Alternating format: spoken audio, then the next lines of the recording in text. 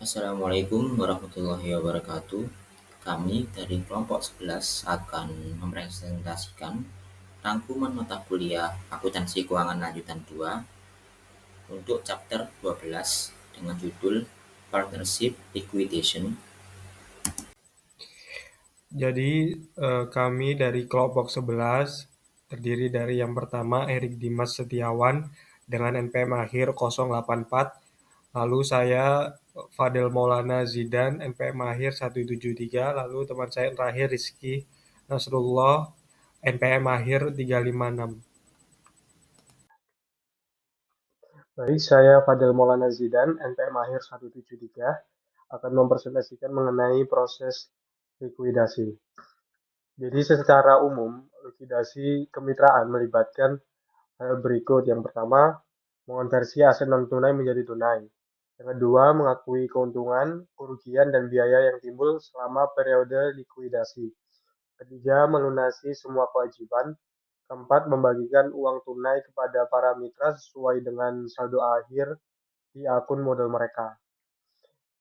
Selanjutnya, deskripsi umum proses likuidasi ini mengasumsikan yang pertama, kemitraan dalam keadaan solvable, yaitu aset kemitraan melebihi kewajiban kemitraan. Yang kedua, semua mitra memiliki ekuitas dalam aset bersih kemitraan.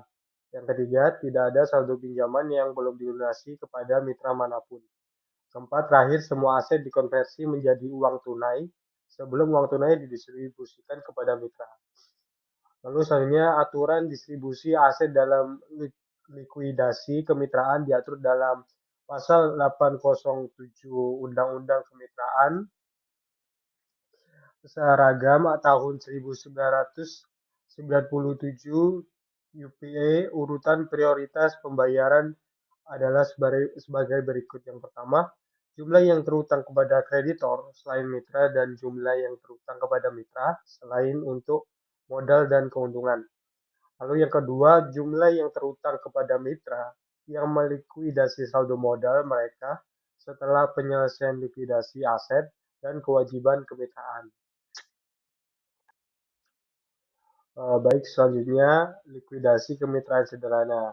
Jadi berikut adalah contohnya. Jadi asumsikan pada posisi keuangan pada whole dan KIR tanggal 31 Desember 2016, seperti gambar yang ini paling atas.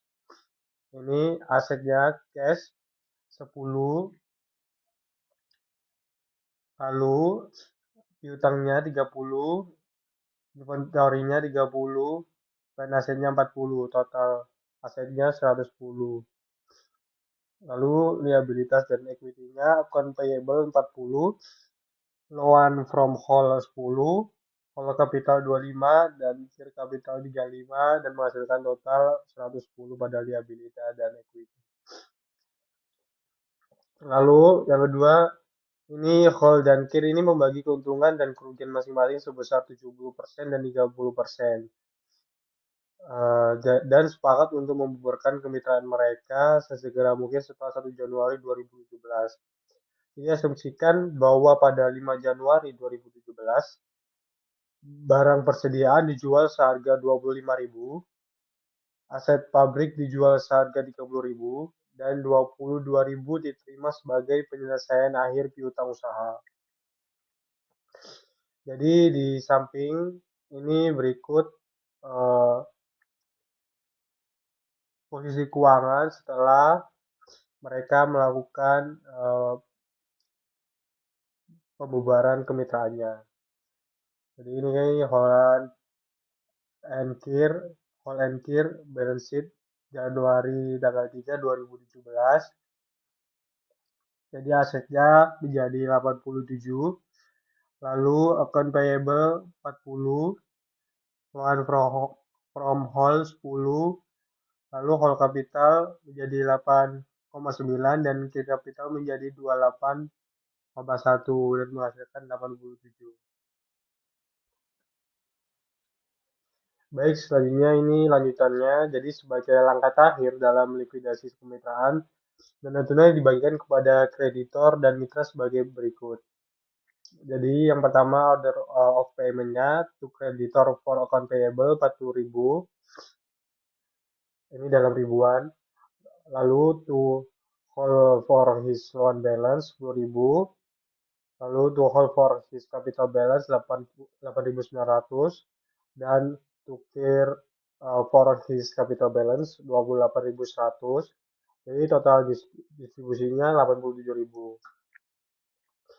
Jadi pada contoh tersebut menggunakan rasio pembagian laba dan rugi yang telah ditetapkan dalam contoh ini 70% dan 30% selama periode likuidasi kecuali perjanjian kemitraan menentukan pembagian laba dan rugi yang berbeda selama likuidasi. Jadi dalam hal perjanjian kemitraan yang mengatur tunjangan gaji dan bunga, hanya rasio pembagian laba dan rugi sisa yang akan diterapkan selama periode likuidasi. Hal ini karena keuntungan dan kerugian pada likuidasi pada dasarnya merupakan penyesuaian atas laba sebelumnya yang seharusnya dibagikan menggunakan rasio pembagian laba sisa jika telah diakui sebelum pembubaran. Baik, selanjutnya saldo debit modal dalam kemitraan yang cukup modal. Jadi jika kemitraan yang dilikuidasi memiliki cukup modal, terdapat sumber daya yang cukup untuk membayar kreditor dan mendistribusikan sebagian uang tunai kepada para mitra. Namun, proses likuidasi dapat mengakibatkan kerugian yang memaksa saldo modal beberapa mitra menjadi saldo debit. Ketika hal ini terjadi, mitra dengan saldo debit memiliki kewajiban terhadap mitra dengan saldo kredit dan mereka dapat diwajibkan untuk menggunakan aset pribadi mereka untuk melunasi kewajiban kemitraan. Jika mitra dengan saldo debit tidak memiliki sumber daya pribadi, mitra dengan ekuitas positif dan menanggung kerugian sebesar saldo debit tersebut. Jadi kerugian tersebut dibagi sesuai dengan rasio pembagian laba dan rugi relatif dari mitra dengan saldo ekuitas positif. Selanjutnya akan dilanjutkan oleh rekan saya. Nah, kemudian di sini untuk akhir tahun yang 2017, di mana di sini itu terdapat beberapa perbedaan. Untuk yang poin B itu terdapat perbedaan antara saldo dan juga akunnya. Kemudian pada poin C dan poin D dan poin E itu hanya terdapat perbedaan pada nominal saldonya. Nah, untuk poin A-nya ini tetap sama ya, mulai dari 2016, 2017, dan 2018, yaitu akumulasi sebesar 1.000. Kemudian pada akun B-nya ini, kalau di 2016 tadi itu gain on sell truck, di sini itu menjadi akumulasi depresiasi, investment in sun, dan non-controlling interest. Nah, untuk penjualan truknya tadi kan 3.000. Kemudian telah didepresiasi 1 tahun sebesar 1.000, jadi kan sisa 2.000. Nah, karena kepemilikan induknya sebesar 80%, jadi 2.000 dikali 80% itu 1.600, kemudian sisanya yang 20% yaitu NCI interest sebesar 400. Nah, kemudian pada poin C-nya income from sun-nya jadi 4.800, pada non-controlling interest nya menjadi 10.200, dan pada poin E-nya untuk eliminasi resiprokalnya, karena tadi itu diasumsikan terdapat penambahan pendapatan sebesar 50.000. Jadi kalau di equity 2016-nya 500, untuk equity pada 2017-nya ini menjadi 550.000. Kemudian investment 400 dan non-controlling investment insan 440 dan non-controlling interest 110. Nah, kemudian di sini untuk tahun yang terakhir, tahun 2018, untuk poin A-nya tetap sama ya, akumulasi depresiasi sebesar 1.000. Kemudian pada poin B-nya di sini juga untuk nama akunnya tetap sama, hanya saja karena telah diakumulasi selama 2 tahun, jadi accumulated depreciation-nya itu sebesar 2.000. Kemudian investment income-nya kan sisa 1.000 ini, 3.000 dikurangi 2.000 sisa 1.000. Kemudian 1.000 dikali 80% kepemilikan mendapat 800 dan sisanya 20% yaitu 200. Kemudian untuk poin C dan poin D-nya sama dengan yang tahun 2017. Kemudian pada poin E-nya, pada equity sum-nya, tadi kan sudah diasumsikan kalau setiap tahun terdapat penambahan 50.000. Jadi pada tahun 2017 itu 550, pada tahun 2018-nya menjadi 600. Baik, yang selanjutnya di sini ada untuk poin 17.5 yaitu cash distribution plans atau rencana distribusi kas. Jadi jadwal pembayaran aman atau safe payment schedules adalah metode yang efektif untuk menghitung jumlah pembayaran kas kepada mitra dan mencegah pembayaran berlebih kepada salah satu mitra. Namun, pendekatan ini tidak hanya efisien bila pelunasan dilakukan dalam banyak angsuran kepada mitra, karena setiap jadwal pembayaran aman harus disiapkan ulang sampai saldo modal mitra diserap seluruhnya bersama laba rugi tersisa. Nah, metode pembayaran aman ini juga kurang efisien ketika rencana pembubaran memerlukan beberapa angsuran. Pendekatan yang lebih baik adalah dengan menyiapkan rencana distribusi kas dari awal proses likuidasi. Selanjutnya ada vulnerability ranking atau peringkat kerentanan. Nah, jadi ini soalnya berbahasa Inggris. Saya translatekan. Jadi pada awal proses likuidasi, di sini ada debt, can, dan rent memiliki saldo modal masing-masing sebesar 340.000, 340.000, dan 200.000. Tapi ekuitas mereka atau modal tambah pinjaman mitra adalah sebesar 340, 360, dan 160. Nah, dalam menentukan kerentanan mereka terhadap kemungkinan kerugian, ekuitas setiap mitra itu dibagi dengan rasio bagi hasil laba untuk mengidentifikasikan kerugian maksimum yang dapat diserap oleh mitra tanpa mengurangi ekuitasnya di bawah 0.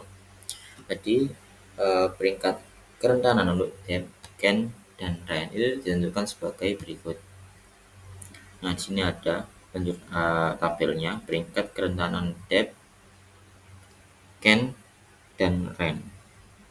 Hasil ekuitas mitranya debt ada 340, rasio bagi laba 0,5, sedangkan untuk potensi penyerapan kerugiannya sebesar 680.000. Peringkat kerentanannya adalah 1. Lalu ada juga di sini can, ekuitas mitranya 360, rasio bagi labanya 0,3, hasilnya adalah potensi penyerapan kerugian sebesar 1.200.000. Peringkat kerentanannya adalah 3. Lalu juga ada rent di sini, ekuitas mitranya 160 dibagi sama rasio bagi laba 0,2, hasilnya adalah 800, yaitu potensi penyerapan kerugian. Lalu ada peringkat kerentanannya itu di angka 2. Nah, peringkat kerentanan ini menunjukkan bahwa debt itu paling rentan karena ekuitasnya akan berkurang menjadi 0 dengan total kerugian persekutuan sebesar 660.000. Can di sisi lain paling tidak rentan karena ekuitasnya cukup untuk menyerap bagian kerugian likuidasinya hingga 100.200. Interpretasi ini itu membantu menjelaskan mengapa Can itu menerima semua kas yang didistribusikan kepada mitra dalam distribusi cicilan pertama dalam ilustrasi sebelumnya. Oke, di slide ini di sini kita akan membahas yang namanya assume loss absorption, lalu ada cash distribution plan, dan yang terakhir ada cash distribution schedule. Yang pertama di sini ada assume loss absorption. Jadi assume loss absorption atau bisa dipanggil asumsi penyerapan kerugian itu disiapkan sebagai langkah kedua dalam mengembangkan rencana distribusi kas. Jadwal ini dimulai dengan ekuitas pra-likuidasian setiap mitra dan membebankan beban kerugiannya yang ada pada akhirnya akan menghilangkan ekuitas mitra yang paling rentan. Langkah selanjutnya adalah membebankan setiap mitra yang tersisa dengan bagian kerugiannya yang akan menghilangkan ekuitas mitra yang paling rentan berikutnya. Nah, proses ini itu berlanjut hingga ekuitas semua mitra itu kecuali satu mitra yang paling tidak rentan telah dikurangi menjadi 0. Jadwal asumsi penyerapan kerugian untuk persekutuan debt, can, dan REN adalah sebagai berikut. Nah, ini untuk jurnal yang di kiri atas yang assume loss absorption. Sini ada debt, can, dan REN. Jadwal asumsi penyerapan kerugian. Untuk debt di sini sebesar 50%, untuk bagiannya can 30%, REN sini juga ada 20%. Untuk ekuitas prapelikuidasian, debt sebesar 340, can sebesar 360, REN 160, untuk totalnya 860. Lalu selanjutnya ada asumsi kerugian untuk menyerap ekuitas debt yang mana dialokasikan sebesar 50, 30, dan 20. Debt sebesar 340, can sebesar 204, REN sebesar 136. Totalnya adalah 680.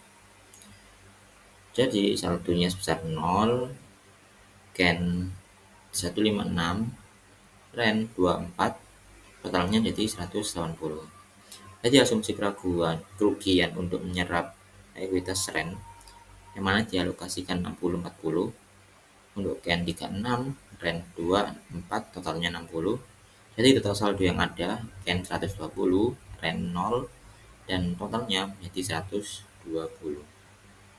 Nah, kerugian bersekutuan yang secara tepat menghilangkan ekuitas debt adalah 690, jumlah yang dihitung dalam peringkat kerentanan. Setelah ekuitas debt dikurangi menjadi 0 pada langkah pertama. Nah, kerugian dibagi 60% untuk can dan 40% untuk REN. Jadi, ekuitas REN itu dikurangi menjadi 0. Nah, kerugian persekutuan tambahan yang mengurangi ekuitas REN itu menjadi 0 adalah 60.000. Untuk bagian laba REN sebesar 40% setelah debt dieliminasi dari pertimbangan. Nah, dengan kata lain, diasumsikan debt itu secara pribadi itu insolvent. Setelah ekuitas REN dikurangi menjadi 0, ekuitas can mitra yang paling tidak rentan itu berada di angka 120.000. Selanjutnya, yang kedua ada cash distribution plan. Jadi kan sudah dijelaskan sebelumnya, ini lanjutannya. Jadi can itu harus menerima 120.000 pertama yang didistribusikan kepada mitra. Rencana distribusi kas untuk persekutuan debt, can, dan REN itu disiapkan dari jadwal asumsi penyerapan kerugian sebagai berikut. Untuk penjurnalannya sudah ada di PPT. Pertama, sebesar 500.000 utang prioritasnya di 100%. Berikutnya 20.000 100% di pinjaman can. Lalu ada 100.000 di bagian debt sebesar 100%, lalu ada 60.000 untuk can, 60%, untuk REN 40%. Jadi sisanya debt 50%, can 30%, dan REN 20%. Nah, dalam mengembangkan rencana distribusi kas pertama yang bersedia untuk distribusi digunakan untuk kreditur non mitra. Ini terdiri dari 300.000 utang usaha dan pinjaman 200.000 dari persekutuan debt, can, dan REN. Tercatat pada tanggal 31 Desember 2016. Nah, 20.000 berikutnya itu digunakan untuk can untuk menyelesaikan pinjamannya kepada persekutuan karena pinjaman mitra memiliki prioritas lebih tinggi daripada saldo modal mitra. Nah, 100.000-nya berikutnya itu yang tersedia didistribusikan kepada can sebagai pertimbangan atas saldo modalnya. Nah, distribusi ini itu menyelaraskan saldo modal dan rasio bagi hasil antara can dan REN. Distribusi sebesar 60 berikutnya dibagi menjadi 60% dan 40% antara can dan REN. Nah, distribusi ini itu melengkapi penyelaraan semua saldo modal dan rasio bagi hasil dan distribusi yang tersisa sesuai dengan rasio bagi hasil. Oke, selanjutnya ada cash distribution schedule atau jadwal distribusi kas. Penerapan lebih lanjut dari rencana distribusi kas itu dapat diilustrasikan dengan asumsi bahwa persekutuan debt, can, dan REN itu dilikuidasi dalam 2 cicilan dengan 550.000 kas didistribusikan dalam cicilan pertama dan 250.000 pada cicilan kedua. Dan terakhir, berdasarkan asumsi ini, rencana distribusi kas dan digunakan dalam menyusun jadwal distribusi kas. Untuk penjurnalannya sebagai berikut. Sini ada debt, can, dan REN jadwal distribusi kas. Cicilan pertama untuk kreditur prioritas sebesar 500 itu dari kas yang distribusikan, lalu ada 500 utang prioritasnya. Untuk pinjaman can ini sebesar 20 untuk kas yang distribusikan. Lalu ada modal Ken sebesar 30, di penjuran lain sebelah kanan ini masuk ke modal Ken. Lalu ada modal Ken sisa sebesar 30 juga, ini dimasukkan ke jurnal modal Ken. Lalu totalnya sini kas yang didistribusikan sebesar 550, ini total dari atas ke bawah. Lalu ada utang prioritas tetap 500, lalu pinjaman Ken ada 20, modal Ken ada 30. Untuk cicilan kedua, Ken dan Ren, yang mana rasionya 60-40. Sini ada kas yang distribusikan sebesar 60, yang mana ini dibagi menjadi 2, 60-40. Di modal Ken sebesar 36, di modal Ren sebesar 24. Lalu sisanya dengan rasio 50-30-20, kas yang didistribusikan 190.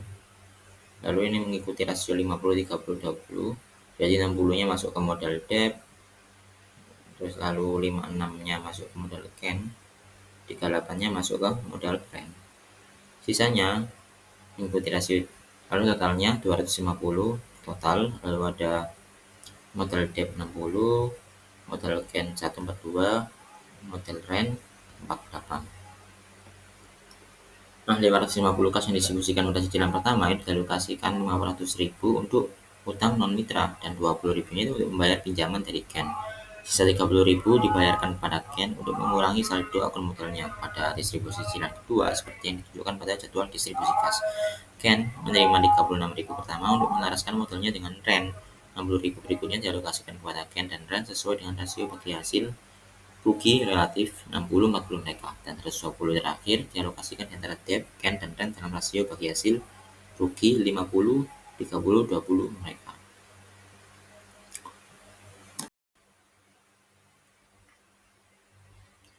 Di sini kita memasuki poin materi yang terakhir, yaitu 17.6, Insolvent Partners and Partnership. Jadi insolvent partnership atau persekutuan insolvent itu adalah ketika sebuah persekutuan insolvent, kas yang tersedia setelah semua aset non-kas telah dikonversi menjadi kas tidak cukup untuk membayar utang persekutuan. Jadi kreditur persekutuan akan memperoleh pemulihan parsial dari aset persekutuan dan akan meminta mitra individu untuk menggunakan sumber daya pribadi mereka untuk melunasi utang persekutuan yang tersisa. Jadi kreditur persekutuan dapat menuntut pemulihan klaim mereka dari aset pribadi setiap mitra yang secara pribadi solvent.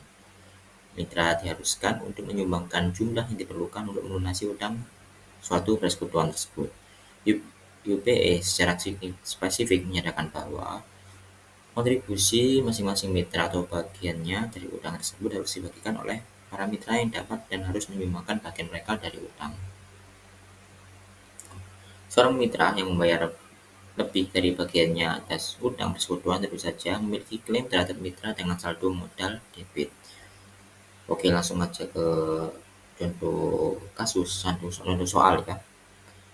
Sini ada Rick, Fab, dan Cat adalah mitra yang berbagi laba secara rata. Persekutuan mereka sedang dalam proses likuidasi setelah semua aset dikonversi menjadi kas dan semua kas yang tersedia digunakan untuk pembayaran utang persekutuan. Saldo akun berikut tetap ada di buku persekutuan dalam untuk angkanya dalam jumlah ribuan.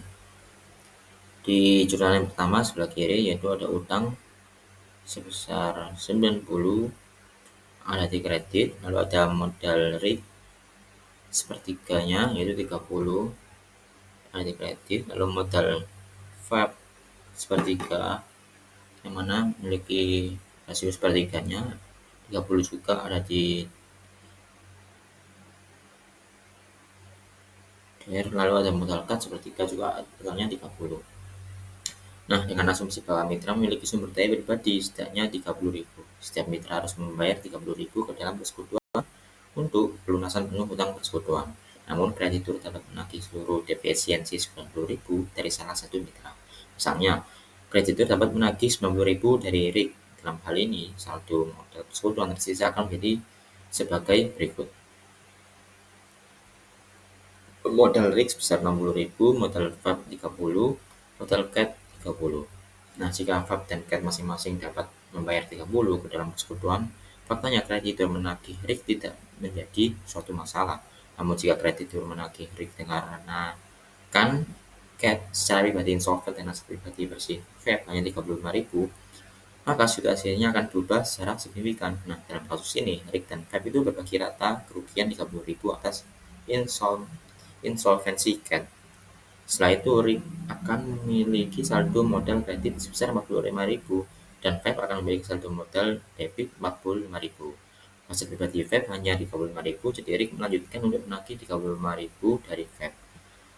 Dan sisa saldo debit 10.000 di akun modal VAP dihapuskan sebagai kerugian bagi RIK. Nah, contoh-contoh dalam bagian ini itu mengilustrasikan bagaimana sih masalah umum yang dapat timbul dalam likuidasi persekutuan yang insolven atau di mana terdapat mitra yang insolven.